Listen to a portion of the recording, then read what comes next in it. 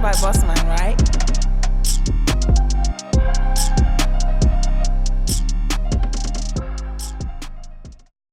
Hey, what's up, everybody? I'm Dr. Regina Bradley, and this is OutKasted Conversations, Season 2, Episode 3.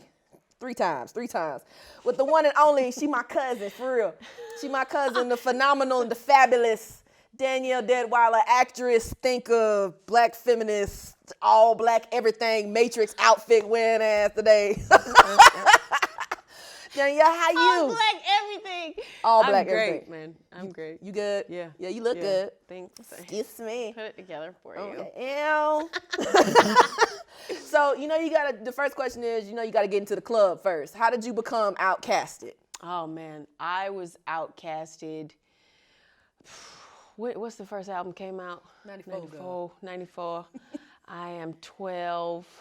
I'm watching. I think I saw the video first. Oh, word? I'm pretty sure I saw the video first.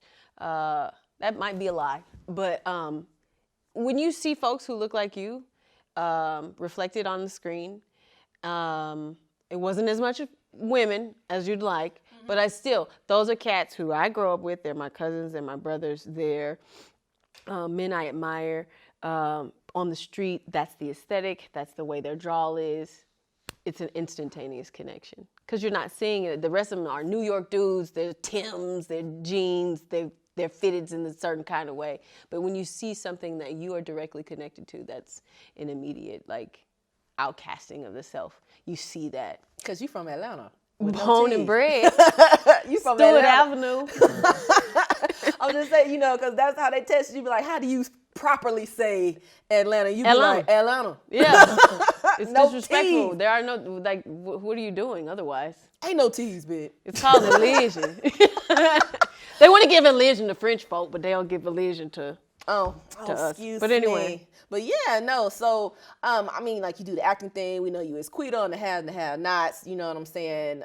We also know you as Emma and Jane in your new film. Jane. Don't come for me. No. Jane and Emma, right? Yes. But one of the things I really appreciate about how you present yourself on screen is the fact that you don't let your southernness go to the wayside for nobody, unless it's a historical piece, in Utah. But but I'm curious to hear your thoughts about, how did, growing up in Atlanta and growing up around OutKast and so many of these Goody Mob and these Atlanta hip hop artists, how does that influence your acting outlook, your acting style? Oh man, that's interesting. When you're acting is discovery of an honesty and authenticity of the self, and in a lot of cases connecting that to the characters that you play. So when you're auditioning, you're coming with a unique perspective that you have. So as a Southern woman, as a person reared here, deeply and thoroughly entrenched in Atlanta public schools, entrenched in the HBCU experience here, the artistic experiences, being with say Marlene Rounds, Total Dance, Dance School Productions, just all those staples. They are the root and the structure of how I've artistically developed. There's a style to the choreography, to the manner and the physicality and how I step. If I'm just being honest about my portrayal of things, there's a manner in which the quality of the mouth and the way you deal with language, those things come into play. It's just, and how you grow up, how you choose to dance, how you choose to just step through the world. Those things are very much entrenched in how I approach characters. Now, if it's more pulled up, you make that choice, but that might be something influencing the background, the history, the development of the character that might not be seen, right? But it's very much a part of who I am and how I build my work. So, in my research, I talk about this idea of the hip hop South, right? Like how hip hop helps Southerners think about themselves after the formally organized civil rights movement. So your character Quita, you know what I'm saying? She's, is have not take place in Savannah, right? She's Seaport all day. She's not Savannah with the falling vines. I love everything, and I'm here, and the things are all good. Bell. Yeah, no. Nah, Shawty, she from the other side of them tracks. Yeah. You know what I'm saying? Yeah. So, I never really thought about it until, recently. I'm like, damn, Quita really is a Southern hip hop character on this screen. I mean, like, can you talk to us a little bit about, how you pull from Atlanta and influence it in the Seaport and all that good stuff? Okay, so if you're from Atlanta, you got cousins everywhere. True. And I might have grew up on Stewart Avenue and Deal and Genesee and Alene. That's my neighborhood, but folks grew up off in Bolden Homes. Folks grew up in Park West. Like, those are the communities, the project areas that I knew of and that I was dwelling in, when you go stay with somebody because you being babysat. And so you see everybody there. I am not Quita, okay? Like, that's not how I choose to step through the world. Right. But I know those women. I know those girls. I know what it feels like to be rejected and dejected because of who you are, because of complexion, because of economic background, and there are so many layers to that kind of an experience. And so that girl is fighting for somebody. She's fighting for herself. She's fighting for the things that have happened to her, to traumas and things of that nature. So I'm deeply connected to those people. I'm related to those people, and bringing that is an important part of exploring who she is and how she acts. People hate her and people love her. Like, that's how I've been dealing with it in the community. Some people can't fathom that that's how a person from that area talks. And I go, then you just don't think that we exist. Like, you're legit trying to erase the notion. And not just people of other races, Black people too. I can't fathom that type of person is literally in this world. And they are. Right. And she deserves to be represented just as much as everybody else. So that's one of the things I love about you, besides, you being my cousin. But I really appreciate how you try to bring these marginalized perspectives, particularly of Southern Black women, to the forefront. So, like, you've done work about, sex work, right? Like, women who do sex work. You talked about these more taboo subjects. And, of course, OutKast does that similarly. And it's really interesting to kind of see how they evolve. So you have like a Jazzy Bell where they're like condemning women, who get it in, and then you finally get to like, the Speaker Box and Love Below, and you get a skit, Where My Panties. Yeah. You know what I'm saying? Like, it was my birthday and I liked it. Yeah. So I want to hear more about, why is it important? You kind of touched on it when you talking about the Quita character, but I mean, like, why is it important that we remember these, I guess for lack of a better word, the difficult Black women, the difficult Southern Black women, and why is that important to how you present yourself as an actress and just as a Southern Black woman in general? The unknown people have to be talked about. And they're not, somebody knows them, we know them, right. But they deserve to be on the pedestal just as much as everybody else.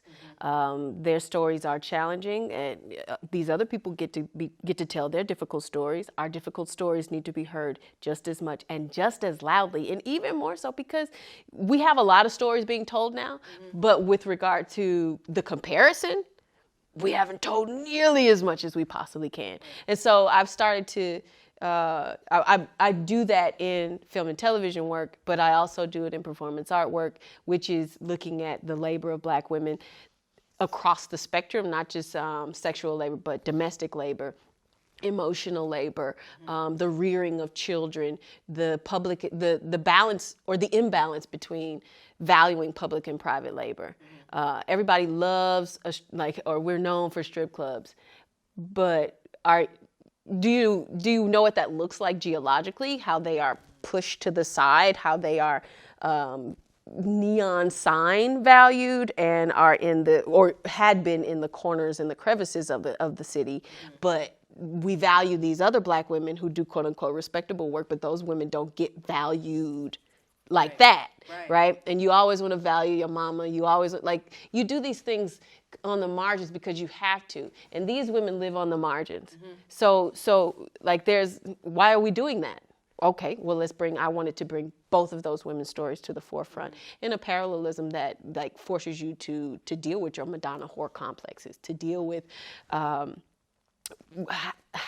much you are not giving instead of receiving from those kinds of relationships. And to look at inward and say, how are we defacing ourselves by the kind of labor that we do excessively? Like, Black women do so much. I mean, you look at the election that just took place. Right. We're doing all of this work, and we keep on doing it. And I'm showing it to a detriment, right? Like, the kind of work that I do is like, it's endurance based, and it literally has effects on my body, on my mind. I'm a mother, I'm a Black woman, like, trying to juggle 50 million things. What will become of me if I do not stop? Because I saw my grandmother do it, I saw my mother do it, I see the work of my sister, I see the work, like, you do it, you know, like, everybody's doing it. But what are the true ramifications of this, right? And everybody wants to benefit. Right, everybody wants to benefit, but then, I mean, like, that also gets into a conversation about invisible labor, right? The idea that, okay, it gets done. Some folks don't know how it gets done, but, you know, it gets done, especially if we're thinking about, you know, Black women in the political, right? Like, our very existence, it seems, is political. Like, me being here is a testament. Right.